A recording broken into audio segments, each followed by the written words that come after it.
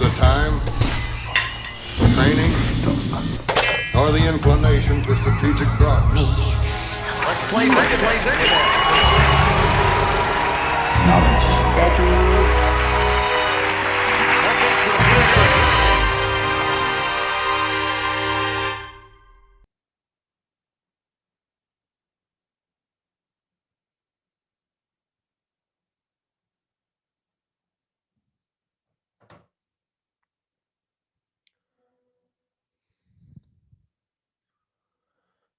Hello, Big Papa. How you doing? I can't really hear you. You not hear me? Hello? Yeah, now I can hear you. I like your shirt. Thank you. It's new. Just bought it. It's cool. A little summertime flair. Hell yeah, brah. Hell yeah, dog. What's happening, man? How you living? I'm all right. You know, I did some stand up in Hoboken yesterday. Okay. Yeah, I was going to go out today, but the fucking rain is ridiculous. Yeah. What's up, Oski? Hey. It's nice to have all three of us in the room before the guest comes. It's crazy. I know. Oh, yeah. Quite rare, too. It's a rarity. It is a rarity. Yeah, it's a rare condition in this day and Hey, age. Newsman on the paperboard. And even MTV. Miss you. Anyway, everybody, welcome to Knowledge Daddies. I'm Andrew. We got Sean Barry and Oscar Desideria here. And we got a guest coming on. She's a hair and makeup person for photography. Her name is Bailey Pope. She's also a comedian. Other than that, I don't know what to say. But guys, what's up, Oscar? What's new with you, man? Yeah, what are we up to, boys? Not much. Just keeping busy, you know. My roommate is away, and I've been watching The Cat, and this cat, I swear, demands more attention than the typical dog. Oh, It hops in my lap, and like 4 or 5 times a day, it like demands to be pet, and it sort of meows at me like Godzilla. It has like it's insane. it's a male cat. Female cat. Yeah, female cats are more affectionate.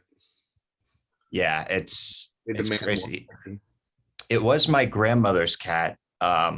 Ilya, actually, our buddy Ilya, who's on the podcast, he picked out the cat with my grandmother. And How'd that happen?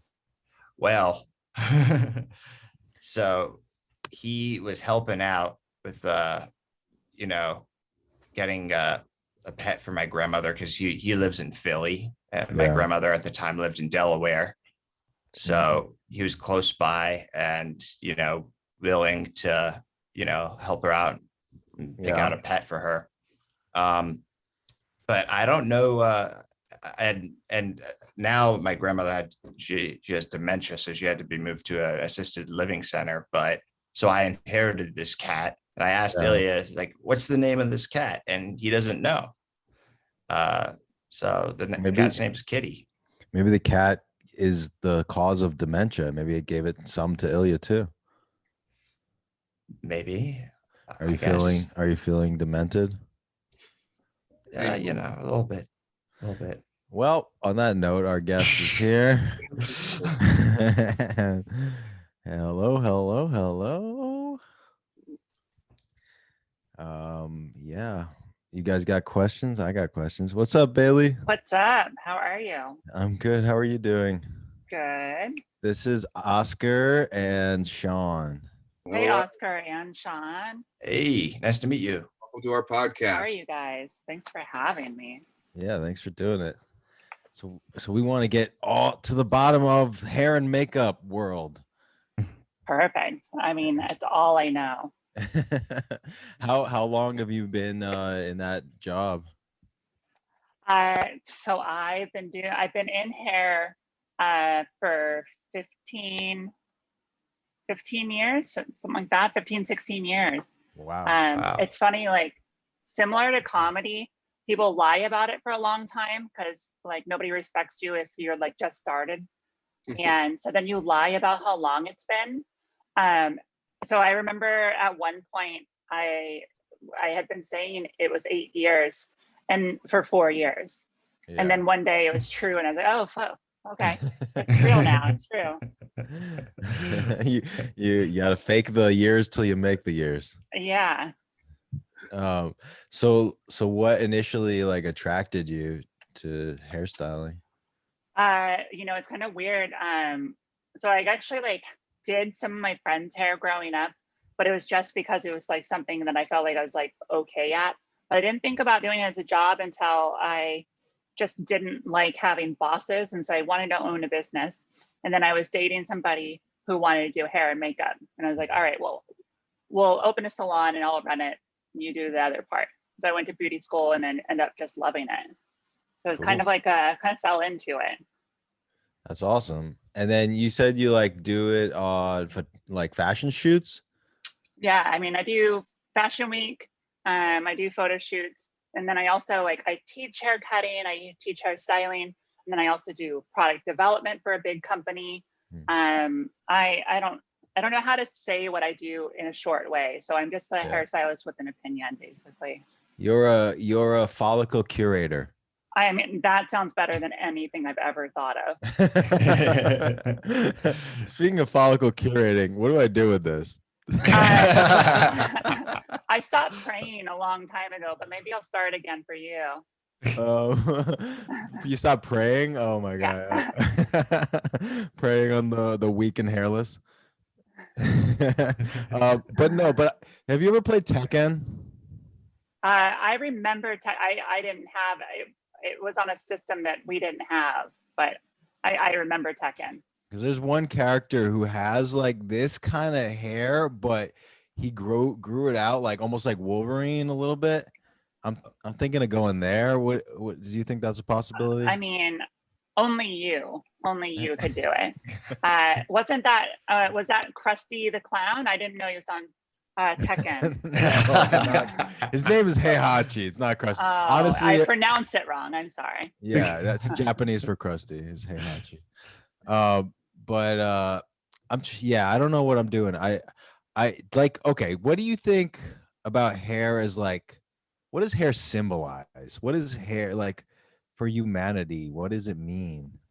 I mean, that's a much bigger question than I probably deserve to answer. But I mean, I think that like anytime you think about like, face-to-face contact is really important when we like meet people.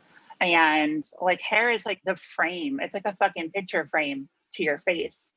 And so like, yeah, oh, okay. I see what happened down there.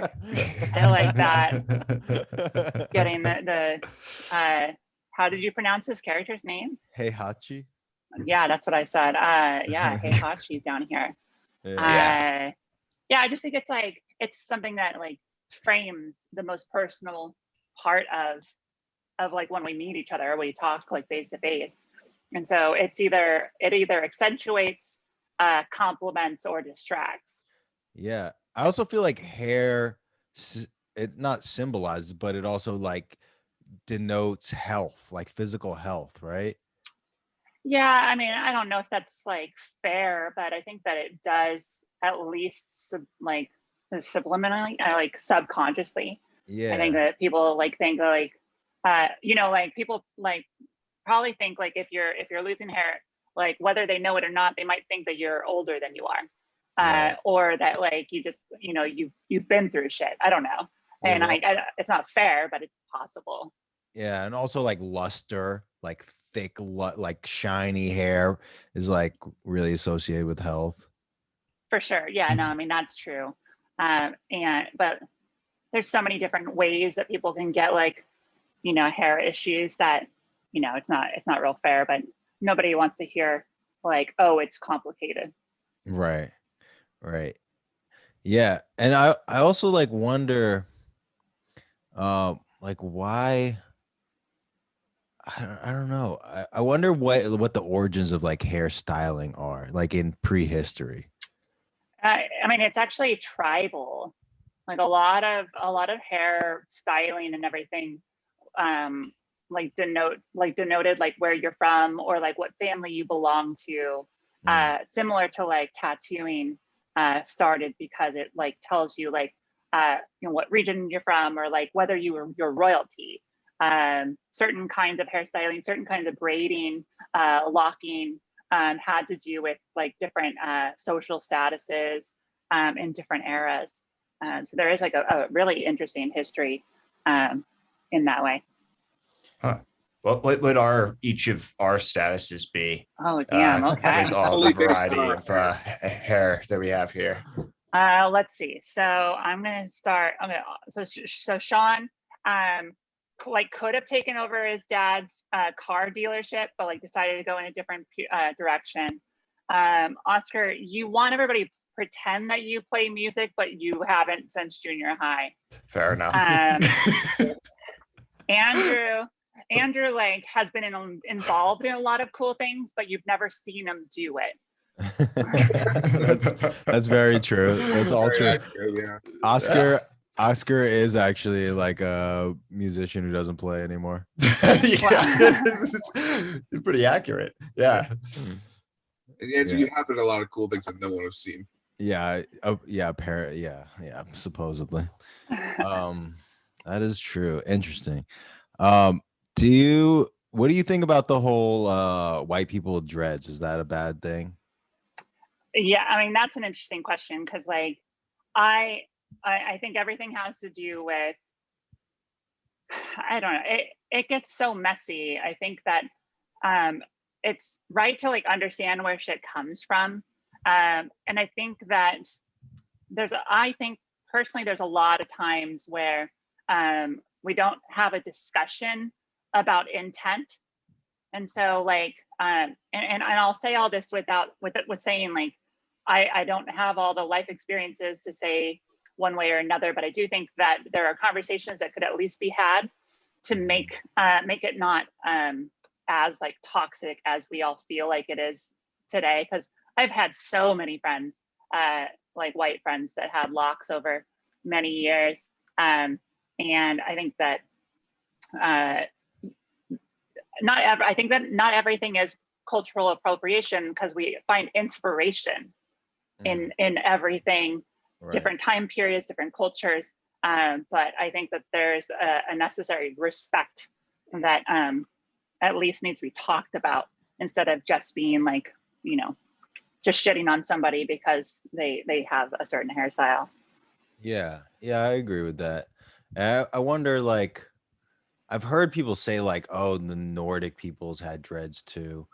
And then, but it comes to a different thing when like people are wearing dreads to be like, I'm a reggae artist or whatever, or like, I don't know. I feel like cultural appropriation to me is a big problem when people are making money off of it.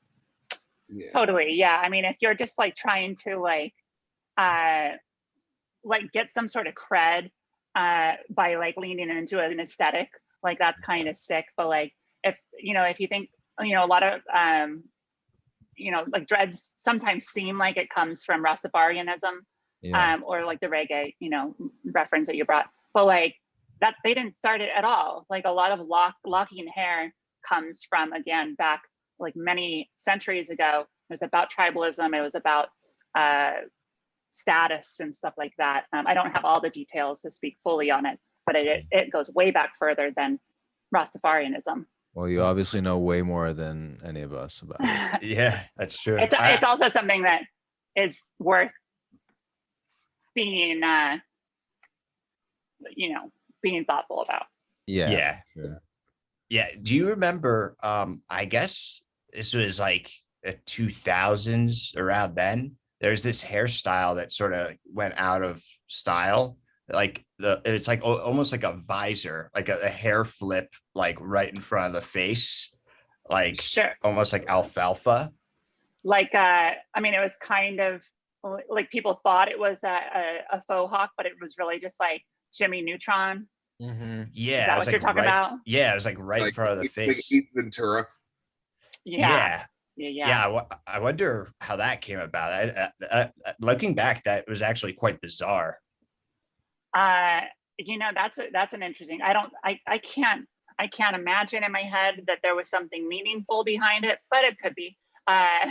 Like in my head, I really do think it was just from like faux hawk, which comes from mohawk, obviously. And faux hawk like just got like, it was so watered down already. People just like decided that this was the part that mattered, was in the front. But it could also be like from like pompadours, like you think like greaser, like old rock and roll, like rockabilly. That makes sense. Yeah. So again, that's just all like people being influenced from a lot of different places, a lot of different time periods. Were Mohawks from like the Native Americans? I mean, a lot of it is from Native American like culture, and but like when it came to punk, a lot of punk was just about anti-conformity.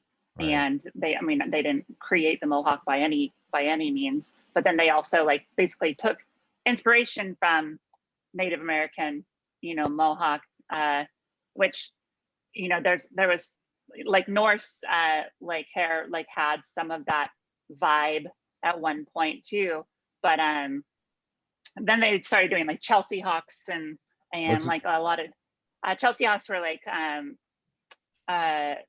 this certain part of this punk scene where the girls would have like a mohawk, but then they'd keep the hair like right just in front of their ears, and they'd have like some hair here.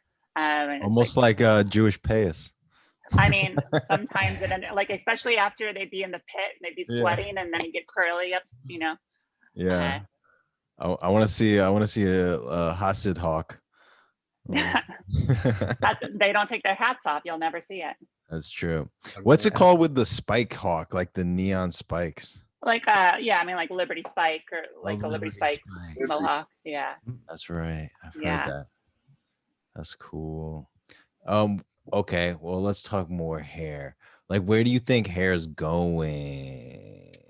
I mean, that's a super broad question. I mean, like hair's it's always changing. What's like the current biggest trend, I guess, then? I mean, a lot of things right now are like a response to COVID. And like you've probably seen way more people with like bangs or like full fringe than ever before, because that's something where people were like, I want to do something, I need to change something about my hair, but I couldn't go see my hairdresser. And so they go to something statement, or like, how many people do you know who you're like, oh, you should not have shaved your head, and they're like, this is a good idea. So many people and specifically a lot of female identified people like shave their heads, and you're like, you could have waited. I don't know like why you thought this was important. And so I think that there's like a lot of just response to sort of like DIY vibes in hair. But then it just gets down to like what scene somebody's involved in, or what their age group is, and shit like that. Speaking of scenes, don't you think it's like interesting how retro, like when I was growing up, like when I was in high school or whatever, or even middle school, like in the 90s, like the 70s was the retro era, and then I guess the 80s a little bit, and in the early 2000s and late 90s, I guess. But now it feels like every retro era is cool at once. It does actually. I mean, I actually fully agree. Like the flared pant, like sort of bell bottom, like flare pants kind of vibe, that's 70s.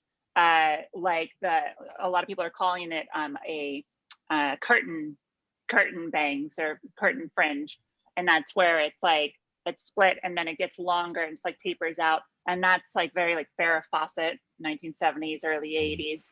And then like there's a lot of neon, which is all 90s. There's like, you're right, there's like a lot of just like anything from any other time except for now. And I think I've seen it explained, I don't know if it makes complete sense, but like that we have everything's on demand, so we have access to content from every era all the time. Like no, go ahead.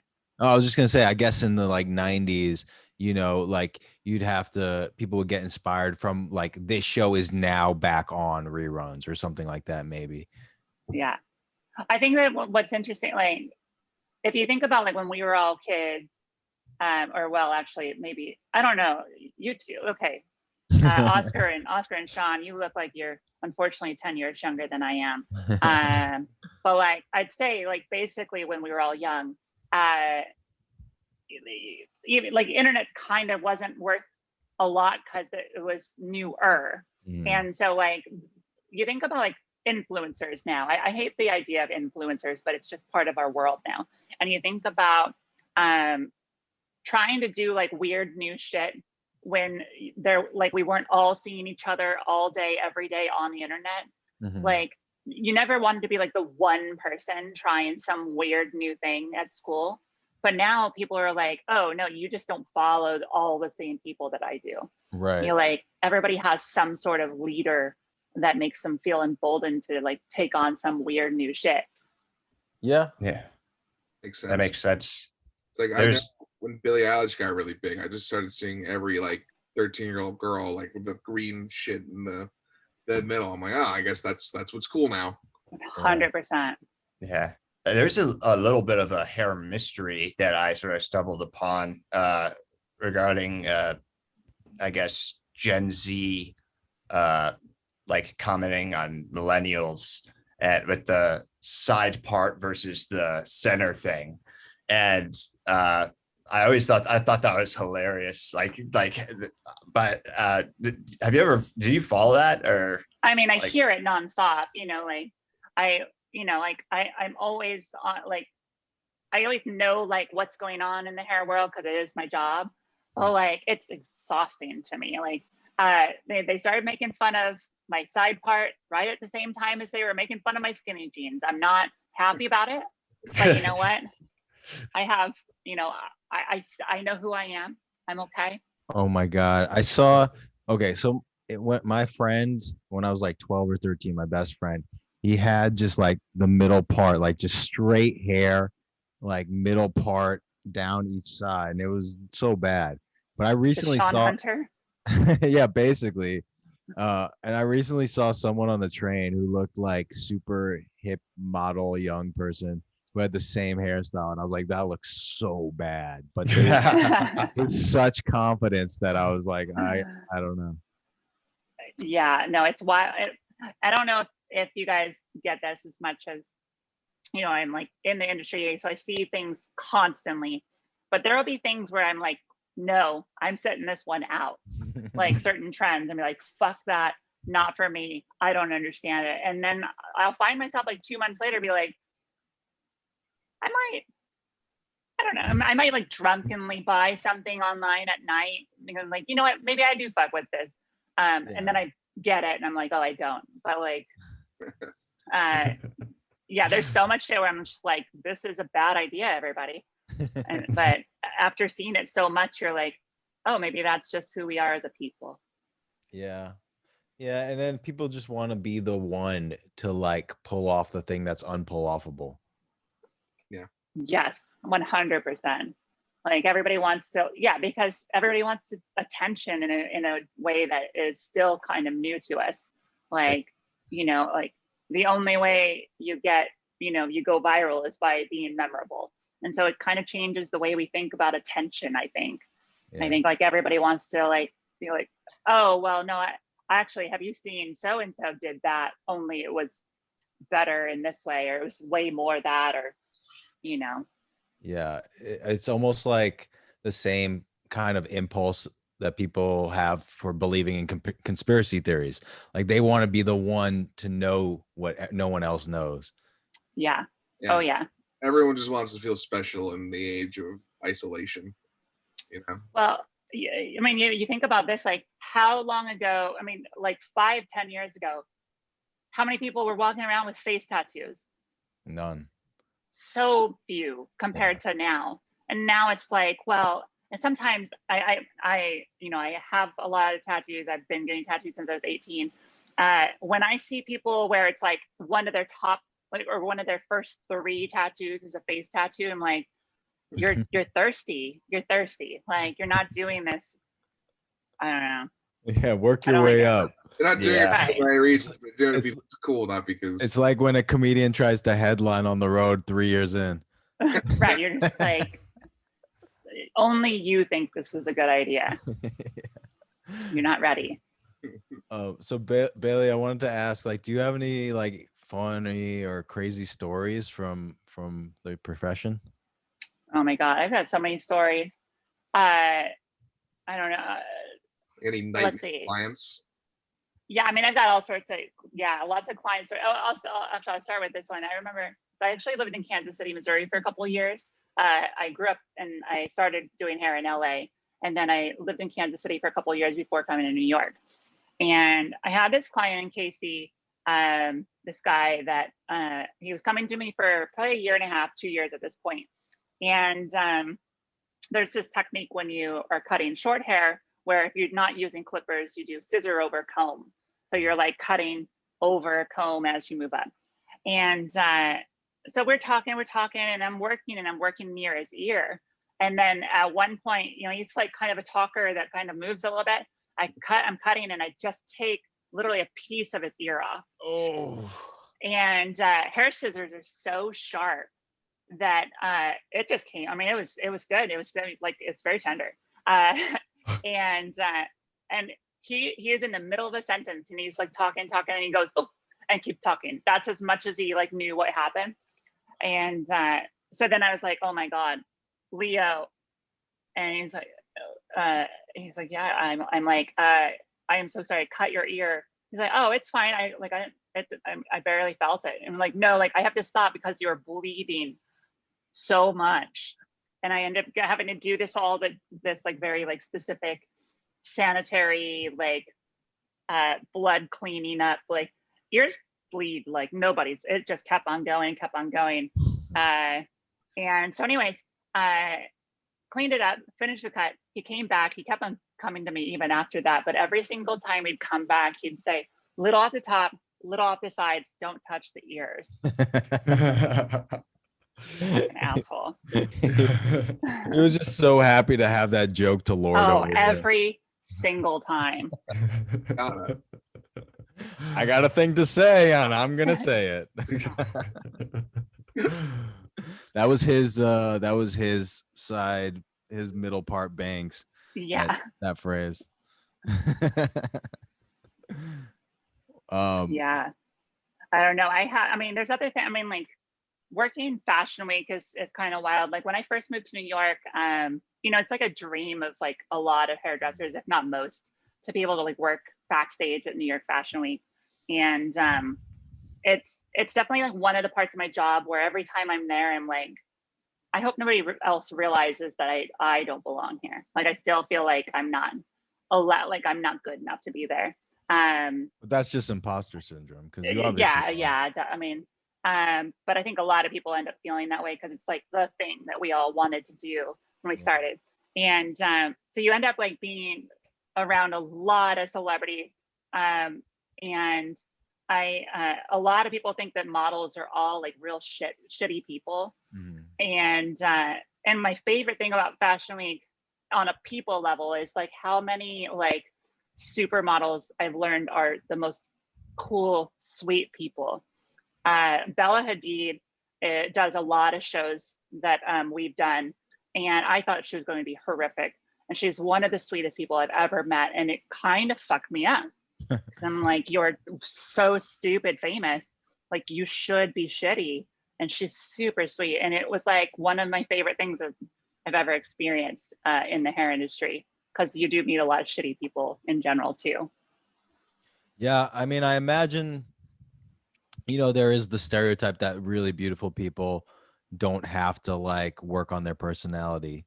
But I'm sure there's like, if you have a modicum of self-reflection and self-awareness, then you see that and it makes you want to work on your personality and like be a good person. So well, and I think like it's, I mean, obviously we're just like supermodels in the comedy world. Like I think a lot of people don't realize like, yeah, you need to write, you need to perform well, but like a lot of it is like being likable and like people wanting to have you around is such a big part. You know, we talk about the hang all the time, but it really is like, are you shitty? Like, does anybody want you around? Because they're not going to book you if you're terrible to hang out with. Right. Yeah. If everyone feels awkward just by your mere presence. Yeah. Yeah. I've gotten better at the hang. Yeah. You haven't done it that good with us, so Oh, thanks, Sean. Um, Sean, do you have any questions? Huh? yeah, I've been at doing follow-up questions. Oscar never has any questions. Yes, he Hey, does. are you passing the buck over to Do you me, guys huh? need me for this? Yes, we do. Yeah. What are We you could use all the drinking? help we I have can. a hair question. What are you drinking? White wine. Oh, nice. What is that, like a bottle, a wine bottle turned cup? Oh no, it's a glass. It's just like it's from a place called Brooklyn Superhero Supply, and they Oh, have like cool. these like Pride glasses from a couple years ago. Oh, I like it. It's really nice. I don't know why. I have a weird obsession with glassware lately. That is weird. Dude, like I pass restaurants and I just judge them exclusively on the thinness of their wine glasses. I'm just like, this place is shit. These wine glasses are thick. They're so concerned with breaking glassware that they don't care about mouthfeel. Yeah. But you know what's worse though is when you go to a place and they have like sort of like some of the gimmicky glassware. You ever Mm. get like red wine in one of those like tilted glasses where Oh, it doesn't even yeah, have a yeah. stem and you're like, This looks like a You just- candle holder. Yeah. that's like the annoying trend of like wine at a restaurant. Like, no, you're just being annoying right now.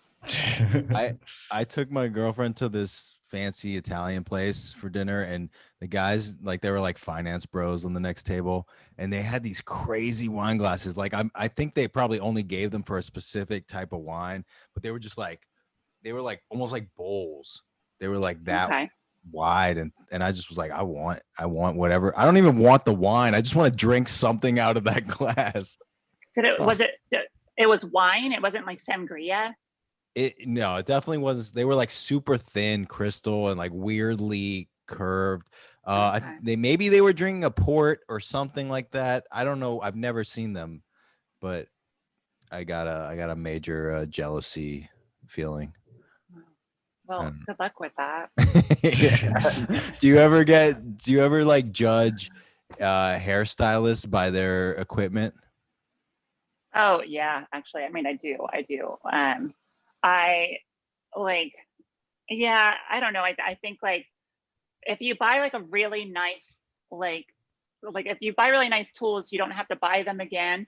And Mhm. like, it does, like, it's to a certain point. Like, I don't need people to have the most expensive shit. But like, if it looks like you're still rocking the scissors that they gave you in beauty school, and like, are you like still wondering if this is for you? So I mean, to a point, yeah, I definitely do judge people, but I judge people more on like their technique, because like I teach hair cutting, and like that's really what got me really hardcore into the industry, was because the real, like, there's like a lot of theory behind cutting hair. There's ways where like you, depending on how you part the hair, the way you lift the hair away from the head, and the way you shift it left or right, tells everything about how the hair is going to move and what direction you can dictate in the hair. And so there's a lot that goes into it. But when I see people that are just like talking to the next stylist next to them, I'm just like, just don't do this. Why don't you could make more money doing something else and not suck at this? Yeah. I mean, well, from what you're saying, you basically have to understand the physics of hair on an intuitive level. Yeah. I mean, it's all geometry, and it's actually like way nerdier than it needs to be, or than anybody thinks it is. That's cool. Very What cool. I want to get back to gear because I don't know why I'm obsessed. But I wanted to know, what are like the Rolex of scissors?